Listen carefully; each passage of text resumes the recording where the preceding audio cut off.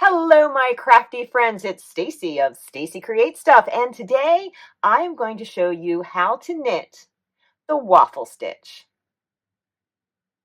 Now, this stitch is also sometimes referred to as the honeycomb stitch, but not to be confused with the honeycomb stitch that's a cabling technique. That's a different thing. Today, I'm going to show you the waffle stitch that it just uses the knit stitch. So for all of you knitters who aren't real keen on purling, well, you can make this very fabulous textured stitch with just knit stitches. Now, there is a version that does use some purling, and I'll compare those at the end. So if you're curious, stick around. The waffle stitch is a great thick knit. Uh, It likes to hold the heat because of the little waffle pattern that is across the front of it. So it's really great for making something that's a little extra warmer. Maybe not the greatest stitch to be working on in the late parts of spring, but that's okay. I've been working on some swatches in several different yarns so that you can see how this stitch works in something other than just a plain yarn. But first, let's learn the waffle stitch.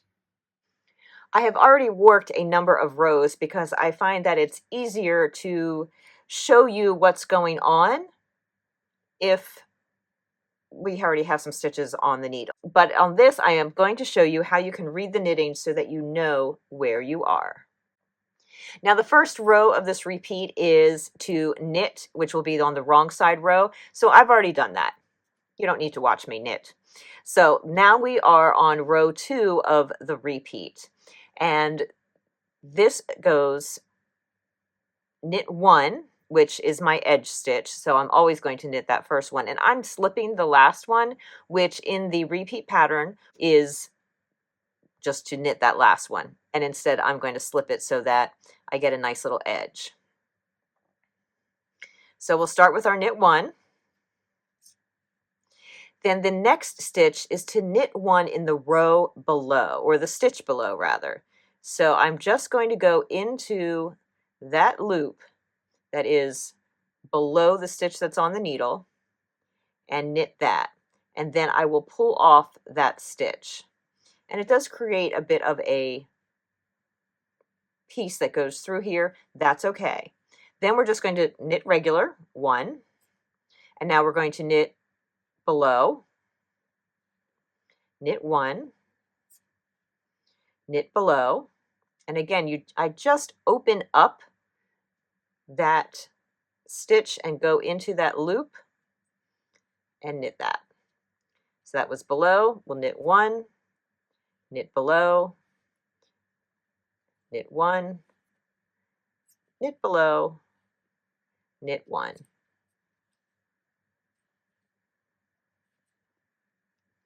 You work this over an odd number of stitches. The next to the last stitch was knit below, and now I'm slipping the stitch. In the instructions it says to knit 1. I just like to make that nice smooth edge.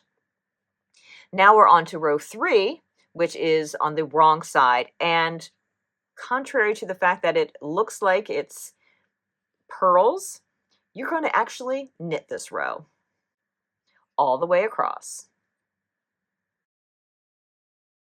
And of course, I'm just slipping my last one because it's an edge stitch. All right, we're ready for row 4, and this is a 4-row repeat, so this is the last row before we start repeating. On this one, we are going to start by knitting 2, 1, 2, and then knit below. Knit 1, knit below, knit 1, all the way across. Below, 1, below, 1, below, 1. I kept this mantra up while I was trying to figure out how to read the knitting. When I'm down to the last 2 stitches, it's knit 1, and then you would actually still knit the last one, except I'm slipping it because I like those edge stitches. And we're ready to repeat those 4 rows. So I'm back to the wrong side where I'm just going to knit across. So of the 4 rows, the wrong side rows, which are 2 of those 4, are just knit. So you really only have to memorize 2 rows. And they are mostly the same. It's essentially you're knitting in a stitch below and then you're knitting one. The only difference is where you start in that knitting that stitch below. And now I'm going to show you how you can read your knitting to know where you're supposed to be. Because at some point, you're probably going to set this down, pick it back up, and wonder, what row am I on? Now, looking at the right side, you know you're either on row 2 or on row 4. But how do you know? If you look closely, you can see that there are stitches that don't look quite like a knit stitch. They're raised, and that is exactly what makes that waffle texture. So those raised stitches are where you knit one 2 rows before. Because of course the stitches that are right against the needle, you have to see those purl bumps because we knit the row on the from this side. So that created purl bumps. So we have to look 1 row below that. Now I find that it's a little harder to tell right on the edge which might be the raised stitch. So I just go in until I see one and I think, okay, there it is. So I'm going to follow that stitch up, and I know that the last time I was on a right side row, I knit this one. And because these are offset, I now need to make sure that this stitch is one where I'd go under. So under, knit, under. So I know that this second stitch, because the first one is always knit, is going to be where I'm going to go into that stitch that's under the needle. So let's knit the first one. And now I'm going to go under. I also find this first one a little hard because that first stitch wants to jump off the needle. So I have to hold that in place. But once I get going there, it's pretty easy. So that was my under. 1, under, 1. And when I say 1, that's just a regular old knit stitch. Under, 1, and so forth until I get to the end.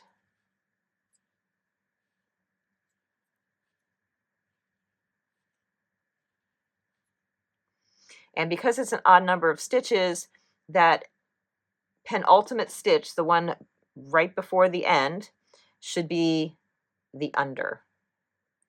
If that second stitch was an under, as this one was.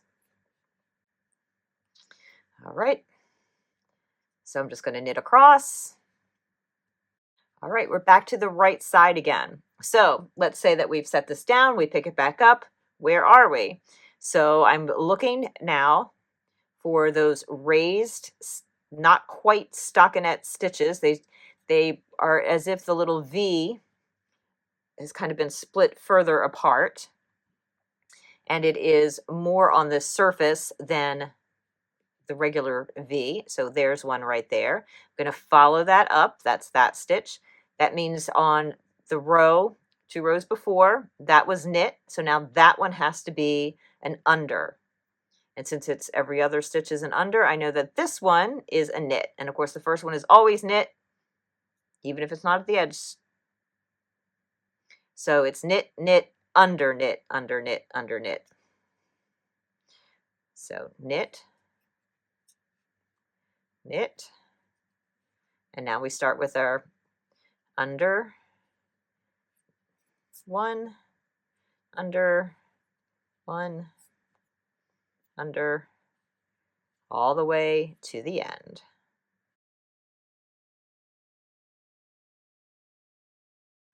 And again, that next to the last stitch, that penultimate one, is just a knit, just as that second stitch was just a knit. So those should match. And that is how you read the knitting. Now, of course, if it's easier for you to just make a little chart with rows 1 through 4 and check them off as you do them, that is fine. But I do encourage you to give reading your knitting a try, because it really does make it easy, I think, to be able to tell where you are without having to keep track, because I find that this is very rhythmic and I get into it and then I would forget to mark where I am. So if I can read the knitting, I can always figure it out. Now, this particular stitch is full of spring, and I have done it again in a tone-on-tone yarn so that it gives it a little bit more dimension. And I think you can see how it resembles a waffle to a certain degree. It looks like stockinette with maybe a texture to it, but there are no purl bumps per se. Instead, you have those bits of yarn that get carried when you are knitting into the row below. Now, I took the liberty of knitting up a couple of other samples so that you can see how different types of yarn react to this stitch. So the first one, I used a sock weight yarn that has short runs of color. So it starts off and it kind of goes into the next color, each color being about maybe 3 inches more or less in length before it changes again to another color. And I really liked how this particular yarn worked up in that way, because you get these sort of isolated stitches or isolated bits of color in the patch of stitching. Now, at one point, the purple started to pool, and I don't know, that's just what happened. And I think it was getting ready perhaps to kind of start shifting. Also kind of got a striping with the green and the brown and also the orange and maroon. But I really did like the effect down here where you were just kind of getting these flecks of colors throughout the ground. So it would depend on how many stitches, and who knows, you might get both of these effects even in a much larger swatch or piece.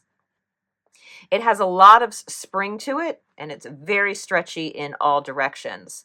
It also blooms more than this same number of stitches in stockinette. I'll show you that in just a moment. So that was a sock weight yarn. It is probably a wool nylon blend. Might be all wool, but it's definitely an animal fiber primarily. Then this yarn is cotton. It's probably about 98% cotton and maybe a little bit of something else.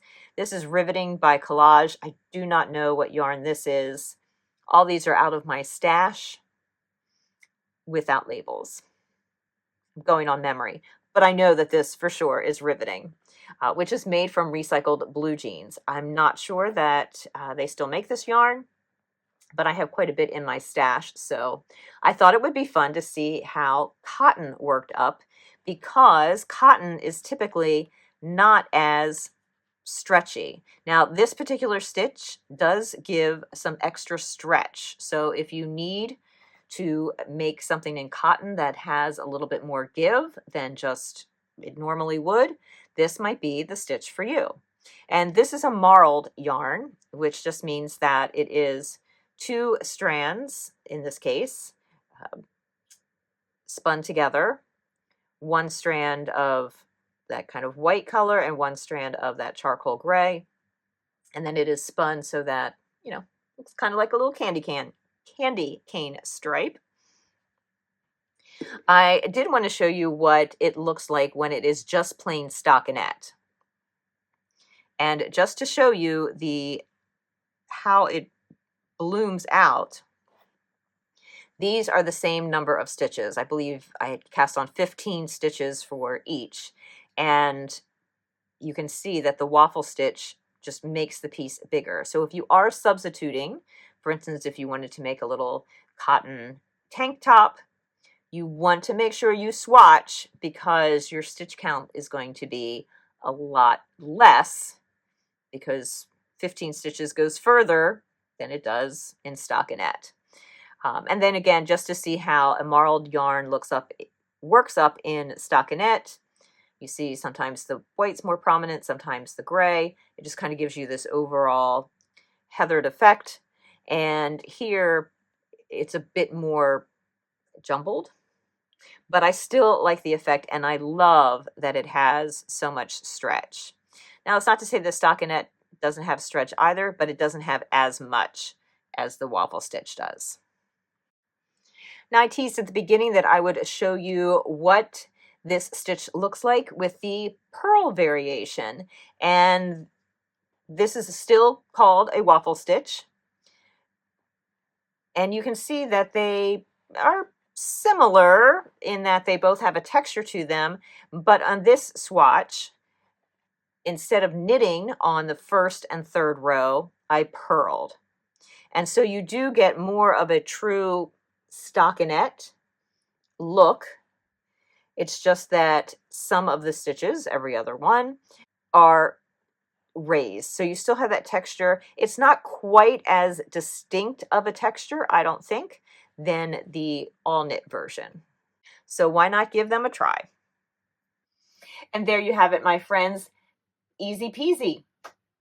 I hope that you'll give it a try. And just remember that those first few rows, you need to keep track.